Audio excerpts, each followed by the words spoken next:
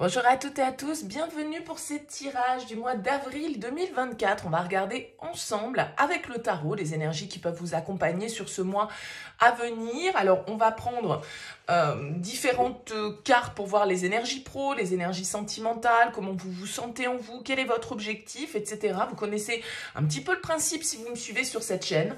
Bien sûr, vous gardez à l'esprit que ça reste une approche générale, une guidance sur YouTube, donc c'est pas des prédictions personnelles, hein, il faut pas le prendre comme ça.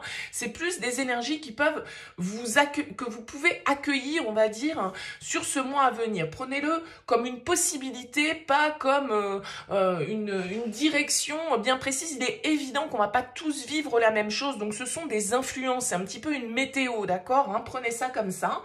Bien sûr, vous gardez le recul nécessaire par rapport à cette guidance. Et puis, si vous souhaitez développer par le biais d'une guidance personnalisée, vous avez mon mail qui apparaît sur cette vidéo, lililataro@yahoo.com.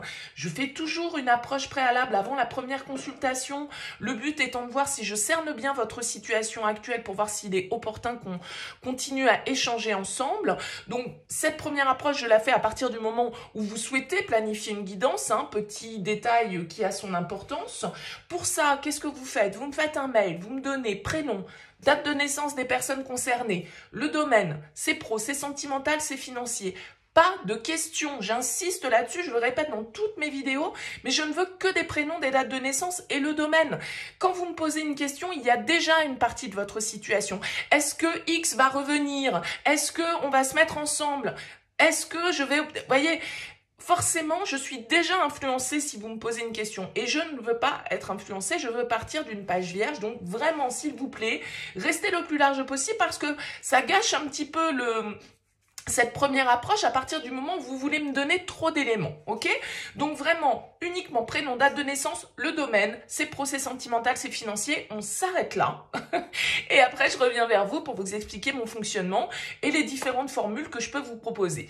Voilà pour le préambule. Allez, c'est parti pour le tirage. Bienvenue les Capricornes pour les énergies de ce mois d'avril. On regarde ici votre énergie principale, votre objectif, votre force, le défi, le conseil. Comment ça se passe au niveau de vos activités, le relationnel, votre vie intérieure et comment vous sortez de ce mois d'avril. Alors, vous avez en d'autres deck une arcane majeure, les Capricornes. J'essaye de mettre les choses à peu près droites. C'est pas facile, je suis pas très douée au niveau cadrage. Bon, bref.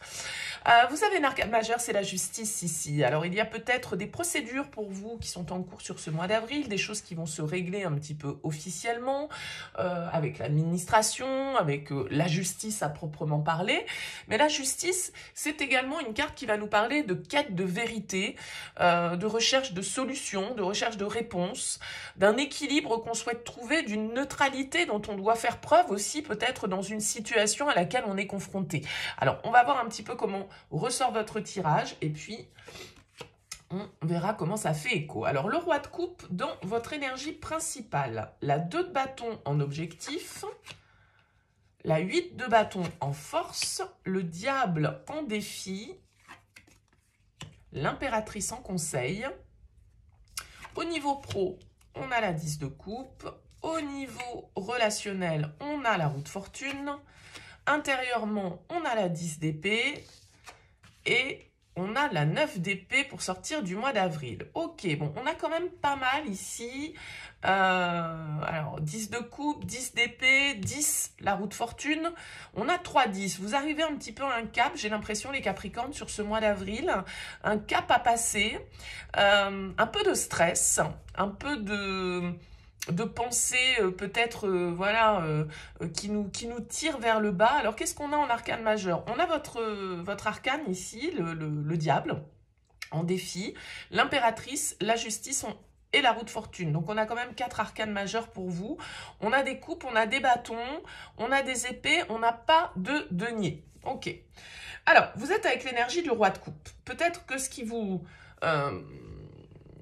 préoccupe, pas forcément, mais en tout cas, ce qui va être le cœur de votre mois d'avril, c'est la partie émotionnelle. Le roi de coupe, c'est celui qui maîtrise ses émotions, c'est celui qui est à l'écoute de ce qui se passe en lui, qui est à l'écoute des autres, et il fait preuve d'empathie, il a la connaissance, il a l'expérience, il dégage une forme de sagesse, le roi de coupe, donc ça peut être votre énergie, bien sûr, ça peut être aussi l'énergie de quelqu'un face à vous.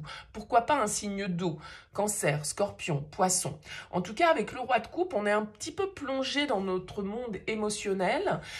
Vous êtes peut-être très connecté à votre part intuitive ici, les Capricornes. Vous pressentez, vous sentez les choses.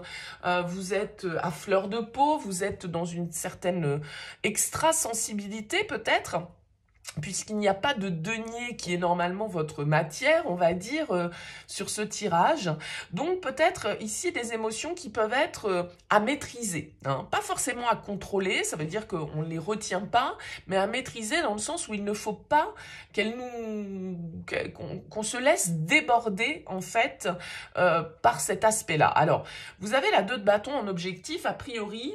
Votre objectif, c'est de faire un choix, c'est d'évaluer une situation, c'est de regarder un petit peu les différentes opportunités, les différents chemins qui se présentent devant vous ce mois-ci et peut-être de prendre la bonne direction. En tout cas, d'essayer d'évaluer la direction qui serait la plus profitable pour vous parce que, comme je le disais, vous avez quand même 3-10, donc il y a du changement. Vous arrivez à un cap.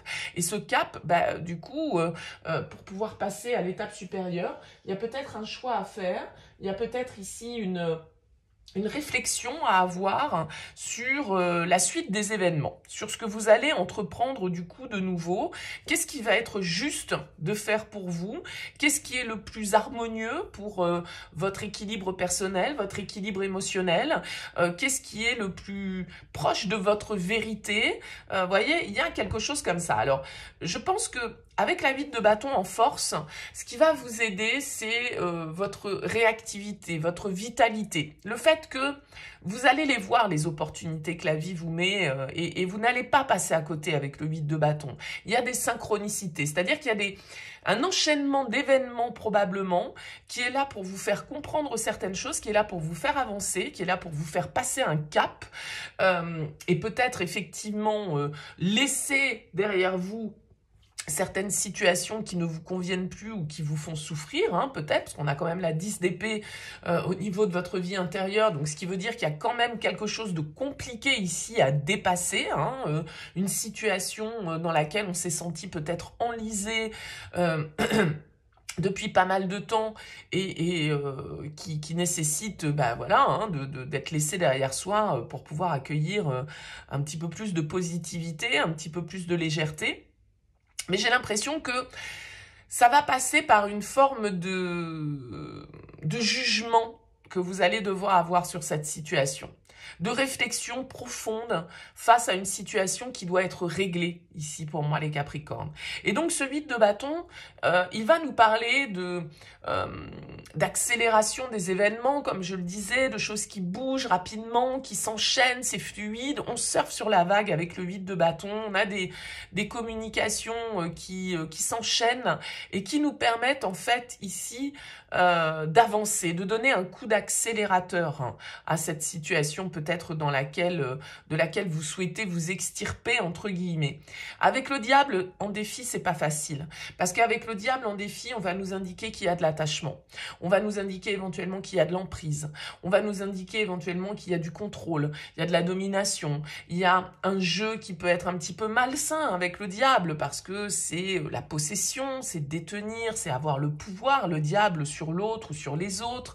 Donc est-ce que vous n'êtes pas ici dans une situation qui pourrait être un petit peu toxique dans peut-être vos relations, puisqu'on parlait du roi de coupe et donc plutôt des sentiments et des émotions.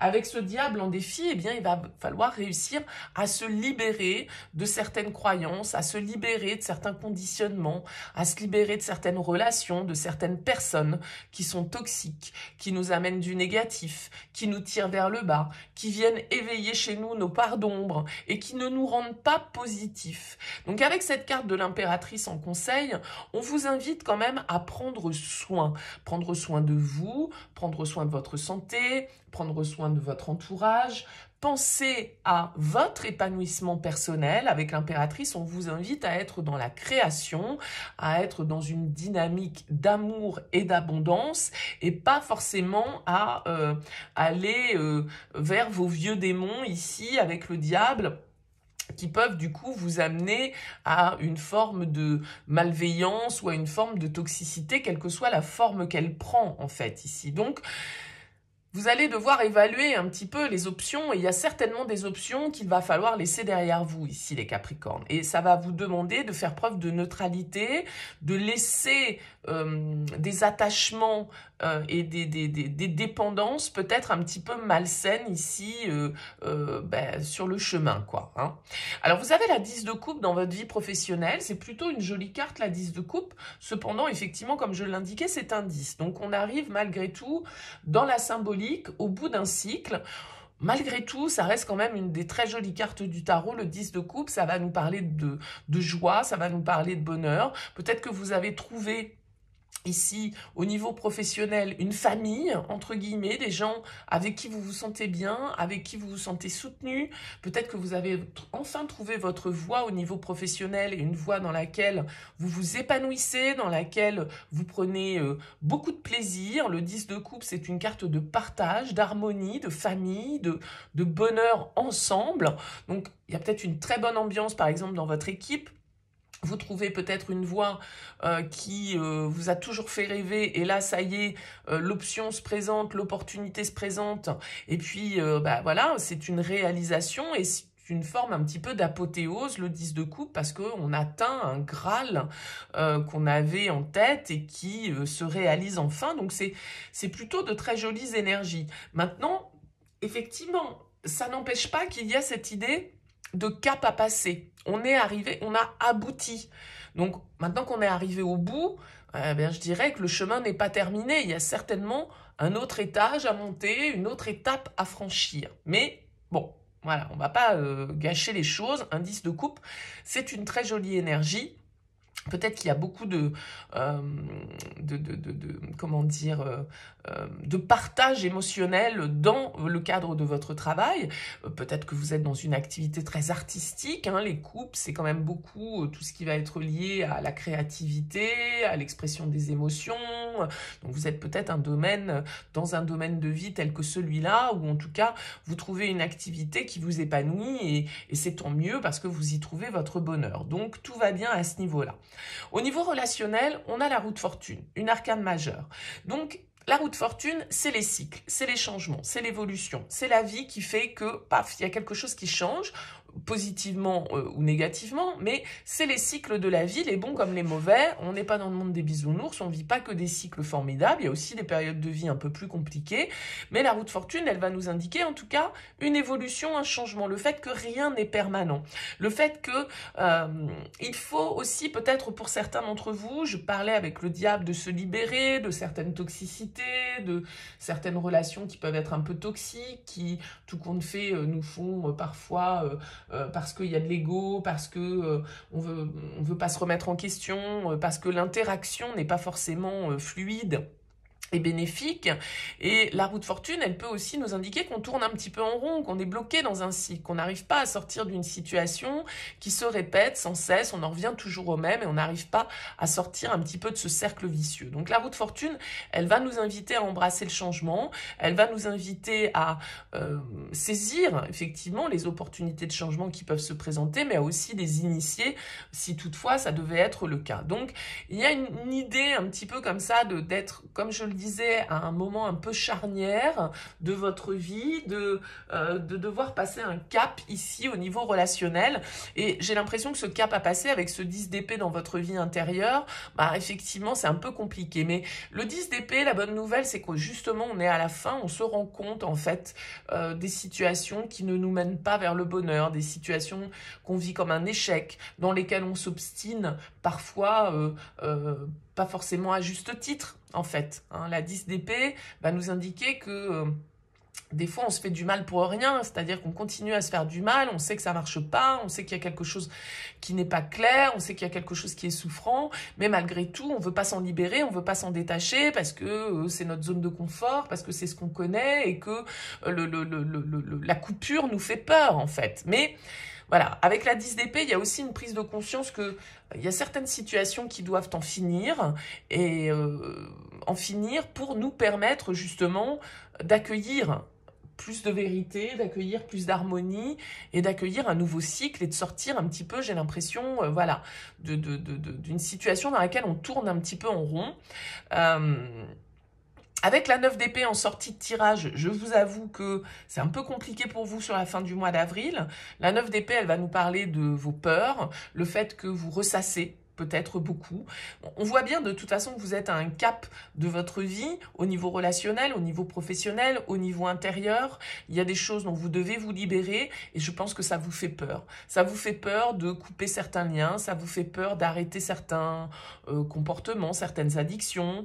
La 9 d'épée, elle va nous indiquer du stress, elle va nous indiquer des idées négatives, le fait qu'on n'envisage pas toujours l'avenir sous le meilleur angle, qu'on appréhende un petit peu les choses, bon, comme je le disais, si on doit couper avec certaines relations ou avec certains comportements qui sont toxiques ou malsains, mais que malgré tout, il y a une part de nous qui le sait, mais il y a une autre part de nous qui est tellement habituée à être dans cette situation que l'inconnu fait peur, bon, c'est pas non plus étonnant que vous sortiez avec un 9 d'épée, c'est-à-dire que vous sortiez un petit peu avec une peur de l'avenir, une appréhension, en vous disant, ben, est-ce que je vais y arriver? Est-ce que je vais pas retomber dans mes mauvais comportements? Est-ce que je vais pas retourner dans cette relation qui est toxique? Est-ce que je ne vais pas continuer ces mauvaises habitudes? Est-ce que je vais vraiment réussir à me libérer?